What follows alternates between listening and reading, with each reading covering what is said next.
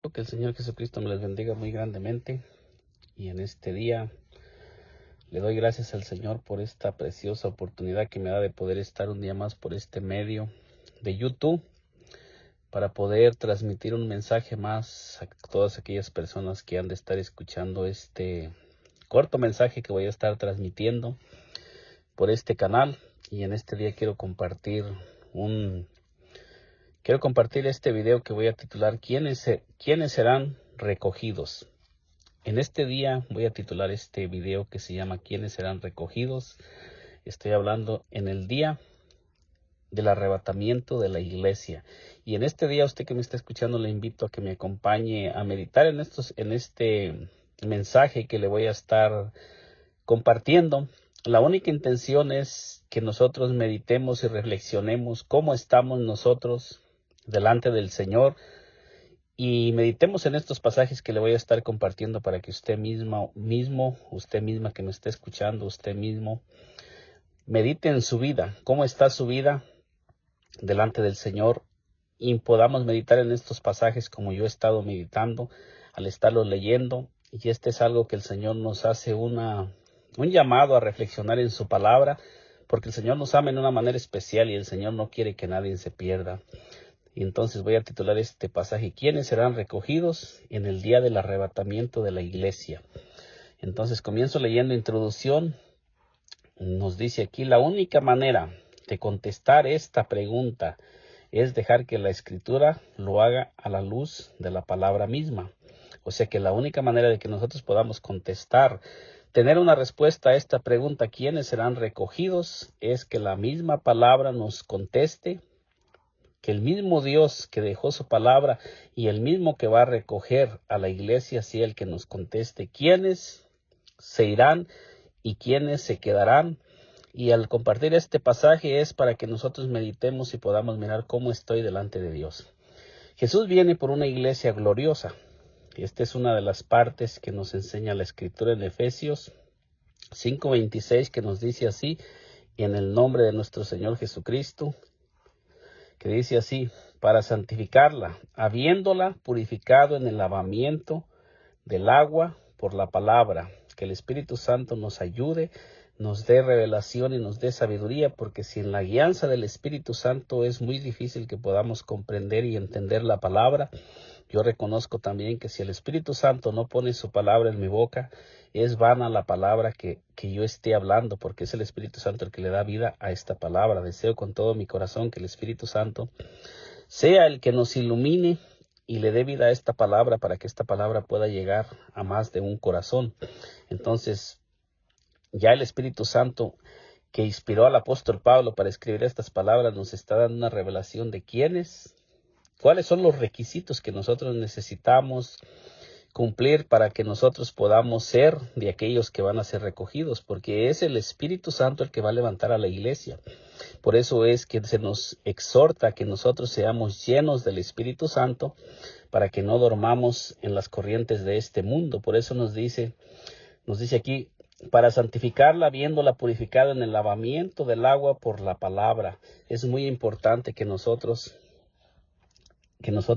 meditemos en la palabra de Dios, que la palabra de Dios es la que nos ayuda a meditar en aquellas áreas que nosotros aún necesitamos hacer cambios, aquellas cosas que nosotros necesitamos sacar de nuestra vida para que no nos vayan a estorbar en aquel día. La palabra de Dios es como agua que purifica, que santifica, porque la palabra de Dios nos viene, dice en el Salmo 119, versículo 105, que lámpara es a mis pies tu palabra y lumbrera a mi camino. O sea que la palabra de Dios es como luz que viene a alumbrarnos en aquellas áreas donde hay oscuridad, que no podemos mirar aquellas cosas que están ahí, que nos pueden impedir en aquel día que nosotros seamos de los que van a ser recogidos de esta tierra, para ser librados de todas las cosas que se van a desatar sobre esta tierra después que la iglesia del Señor Jesucristo sea arrebatada. Entonces nos dice el versículo 27, Efesios 5:27, a fin de presentársela a sí mismo una iglesia gloriosa, que no tuviese mancha ni arruga ni cosa semejante, sino que fuese santa y sin mancha. Entonces, fíjese usted la descripción que nos está dando la misma palabra de Dios. ¿Cómo es que el Señor nos manda que nosotros vivamos una vida en esta tierra? No se trata de que somos extremistas al estar compartiendo estos pasajes, sino que se trata lo que el Señor nos está mandando hacer a nosotros que estamos esperando la venida del Señor Jesucristo. Nosotros estamos en esta tierra y nosotros estamos esperando la venida, la venida del Señor Jesucristo, el arrebatamiento de la iglesia, que a todos aquellos que hemos creído que el Señor Jesucristo va a levantar a su iglesia antes de que vengan todos los juicios que están enumerados en el libro de Apocalipsis, que van a suceder después de que la iglesia sea arrebatada. Entonces es importante que nosotros pongamos atención a lo que la palabra del Señor nos está mandando y lo que la palabra del Señor nos está señalando que nos puede estorbar para que nosotros seamos partes de los que van a ser resucitados. Es necesario purificarnos, santificarnos y estar preparados, porque el mundo está enseñando muchas cosas y en este mundo se están levantando muchas cosas que nos pueden estorbar para que nosotros seamos de aquellos que van a ser recogidos. Jesucristo viene por aquellos que están en Cristo. Entonces, cuando nosotros miramos en Primera de Tesalonicenses 5:16 nos dice: porque el Señor mismo con voz de mando, con voz de arcángel y con trompeta de Dios descenderá del cielo, y los muertos en Cristo resucitarán primero. Entonces, ¿quiénes son los que van a ser resucitados y levantados? Dice: todos aquellos que estemos en Cristo, todos aquellos que hayamos entrado en Cristo y que estemos en Cristo y que estemos siendo guiados por el Señor Jesucristo, caminando en todo lo que el Señor Jesucristo nos ha dejado establecido en esta tierra. Sabemos que en estos tiempos que estamos viviendo hay muchas cosas que se han ido levantando, muchas cosas que se están mirando, pero nosotros debemos de ser muy cuidadosos. Como nos dice, tenemos que escudriñar la Escritura y mantenernos firmes en lo que la Escritura dice sin dejarnos de mover, para que no nos apartemos del Señor Jesucristo y podamos mantenernos firmes en Cristo. Jesús viene por un pueblo que lleva su nombre.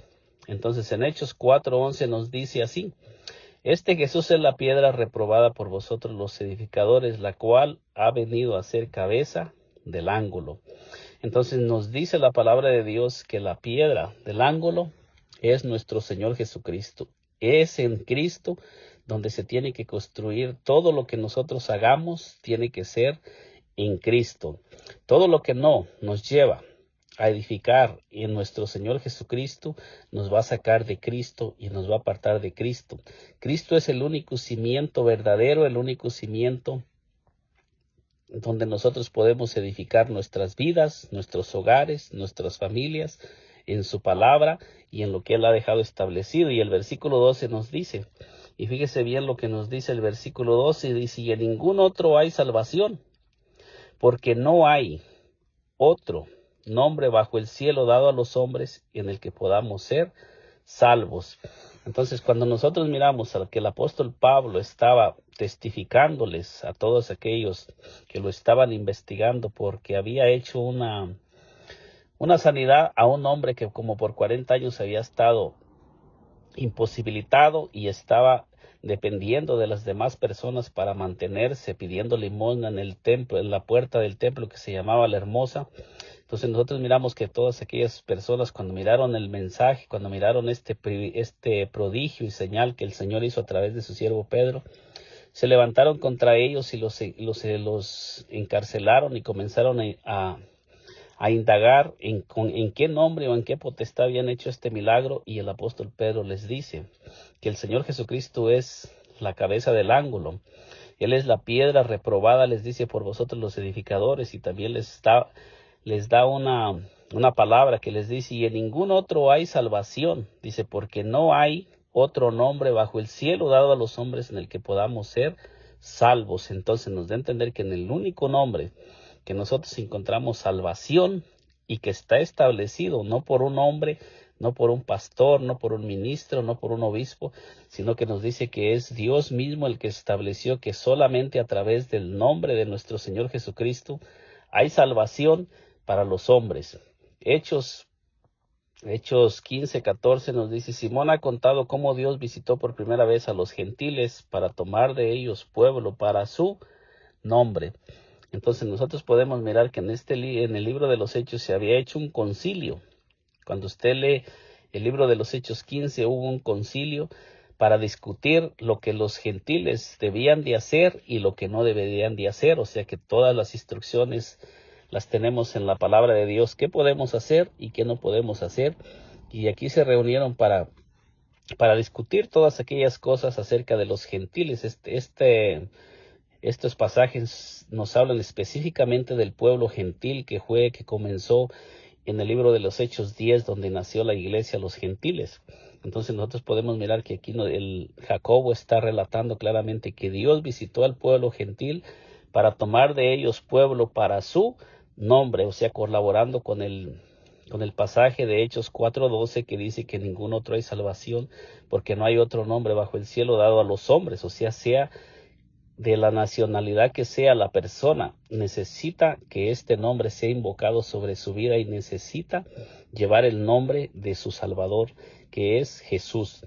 Entonces en el libro de Hechos 2:38 nos dice así: Pedro les dijo: arrepentíos y bautícese cada uno de vosotros en el nombre de Jesucristo, dice, para perdón de los pecados, y recibiréis el don del Espíritu Santo. Entonces nosotros miramos que en el primer sermón que el apóstol Pedro comienza a predicar después de que el Espíritu Santo descendió en el día de Pentecostés, también nos dice aquí que en el primer sermón Pedro también predicó que en el nombre de Jesucristo es en el nombre que hay perdón de pecados, y es en el nombre que comenzó a predicar que se deberían de bautizar todos aquellos que fueron adheridos a la iglesia. Después de que el Señor Jesucristo los envió a predicar, después de que fueron llenos del Espíritu Santo, y luego nos dice: porque para vosotros es la promesa, y para vuestros hijos, y para todos los que están lejos, para cuantos el Señor nuestro Dios llamare. Entonces está diciendo que para todos los que Dios llamare, esta es la promesa, y la promesa también es que el Espíritu Santo iba a descender sobre todos aquellos, porque es una promesa que sobre todos aquellos que sean adheridos a la iglesia y sean bautizados en el nombre, está diciendo que esa es la promesa para todos, de que vamos a recibir también el Espíritu Santo. Debemos estar con aceite en nuestras lámparas, como lo dice Mateo 25. En la parábola de las 10 vírgenes, Mateo 25:1 dice: entonces el reino de los cielos será semejante a 10 vírgenes que tomando sus lámparas salieron a recibir el esposo. 5 de ellas eran prudentes y 5 insensatas. Las insensatas, tomando sus lámparas, no tomaron consigo aceite, mas las prudentes tomaron aceite en sus vasijas juntamente con sus lámparas. Y tardando el esposo, cabecearon todas y se durmieron, y a la medianoche se oyó un clamor: aquí viene el esposo, salir a recibirlo. Entonces nosotros miramos que aquí nos está el Señor advirtiendo que debemos mantener nuestras lámparas encendidas, que no se apague ese fuego del Espíritu Santo, que no dejemos apagar el Espíritu Santo en nuestras vidas, y que debemos mantener una vida encendida por el Espíritu Santo, para que nosotros las tinieblas no nos cubran y no nos llenemos de tinieblas, de oscuridad, y todo aquello que no proviene de la palabra de Dios produce tinieblas y oscuridad y comienza a apagar el Espíritu. Por eso la palabra de Dios nos dice: no apaguéis al Espíritu. Entonces nos dice: entonces todas aquellas vírgenes se levantaron y arreglaron sus lámparas, y las insensatas dijeron a las prudentes: darnos de vuestro aceite, porque vuestras lámparas se apagan. Mas las prudentes respondieron diciendo: para que no nos falte a nosotras y a vosotras, ir más bien a los que venden y comprar para vosotras mismas. Pero mientras ellas iban a comprar, vino el esposo, y las que estaban preparadas entraron con él a las bodas, y se cerró la puerta. Después vinieron también las otras vírgenes, diciendo: Señor, Señor, ábrenos.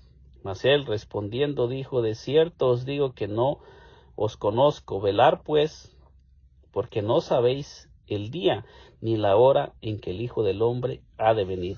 Entonces, cuando nosotros miramos esta parábola que el Señor Jesucristo estaba hablando, que el reino de los cielos es semejante a 10 vírgenes que salieron a esperar el esposo, nosotros podemos mirar y mirar en nuestras vidas cómo está mi vida, en qué lugar estoy yo viviendo, en el lugar de las sensatas o en el lugar de las insensatas. Soy de aquellos que cuando el esposo venga, estoy preparado para entrar con el esposo a las bodas, a la cena, o soy de aquellas que estoy durmiendo, cabeceando y que mi lámpara se me está apagando, que la lámpara se está apagando cada día más y más, ayuno menos, oro menos, busco la presencia de Dios menos y a veces ni a la iglesia voy. ¿Cómo se encuentra mi vida? Esto es para que nosotros podamos meditar en nuestra vida personal. Es un compartir con cada una de aquellas personas que me están escuchando para que mediten su propia vida, para que yo medite en mi vida, cada uno de nosotros. La palabra no nos manda que nosotros, nos manda cuando la palabra de Dios nosotros la escuchamos, es para que nosotros meditemos en nosotros mismos y podamos mirarnos a nosotros mismos nuestra condición. El Señor Jesús viene por los que le esperan. Hebreos 9:28 dice así: también Cristo fue ofrecido una sola vez para llevar los pecados de muchos y aparecerá por segunda vez en relación con el pecado para llevar a los que le esperan, o sea, todos aquellos que hemos venido a ser parte del cuerpo de nuestro Señor Jesucristo. Es necesario que permanezcamos firmes y no nos apartemos de lo que hemos recibido y no abandonemos ese llamado a caminar con el Señor, y que no nos apartemos de nuestro Señor Jesucristo, sino que estemos esperándolo como se relata en el Antiguo Testamento, que la novia tenía que estar esperando al novio, preparada de día y de noche, porque el esposo llegaba a la hora que la novia no lo sabía y debía estar preparada para irse con él.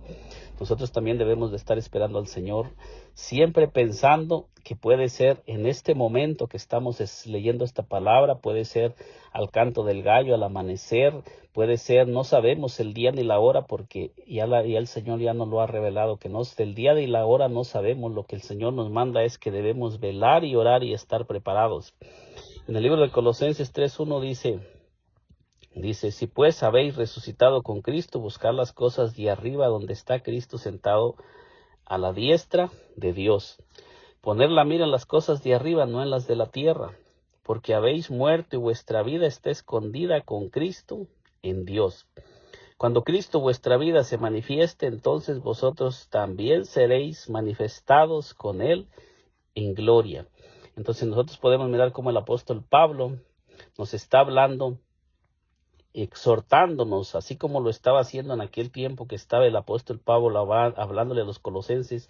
Ahora en estos tiempos esta palabra también es para cada uno de nosotros, que hemos muerto y resucitado con el Señor Jesucristo y que hemos venido a ser parte del cuerpo de nuestro Señor Jesucristo, porque el Señor Jesucristo viene por su cuerpo, por su iglesia, y nosotros también debemos siempre de tener nuestros ojos en las cosas de arriba, porque sabemos que en este mundo hay muchas cosas atractivas que nos pueden atraer y pueden atraer nuestra atención, para que nosotros comencemos a poner nuestra esperanza y nuestra mirada en las cosas de este mundo, en las cosas temporales y pasajeras, y comencemos a dejar a quitar nuestra mirada de las cosas celestiales, y podemos terminar desconectados y podemos terminar fuera del cuerpo de nuestro Señor Jesucristo, y en aquel día podemos ser de aquellos que se van a quedar, como nos lo dice el siguiente pasaje: quien no esté preparado será dejado.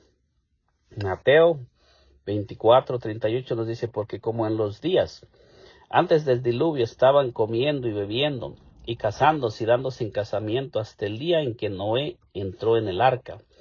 Entonces nosotros miramos que en el tiempo de Noé, dice que Noé duró como 100 años, quizás más, construyendo el arca, y dice que mientras él estaba construyendo el arca, él les estaba anunciando y predicando el mensaje a todas aquellas personas que lo estaban mirando, y todas aquellas personas ignoraron el mensaje, cerraron sus oídos, y ninguno de ellos entró en el arca porque no aceptaron el mensaje.